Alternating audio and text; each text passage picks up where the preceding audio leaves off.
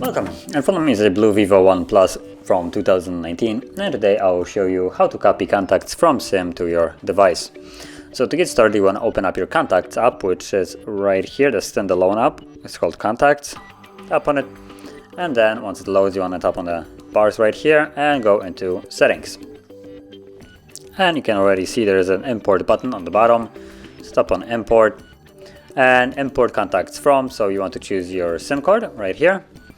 And then it shows you all the contacts that are on the SIM card. Now for me there's only 5 of them, and they're all selected by default, as you can see. So you can deselect ones that, for instance, you might not want to have. And once you're satisfied, all you need to do is press the checkbox right there, and you can see 3 SIM contacts imported, and that's about it. Now you can see that there are the 3 SIM contacts that I have imported, and they're now on the device. So that is how you would import contacts, and if you found this video helpful, don't forget to hit like, subscribe, and thanks for watching.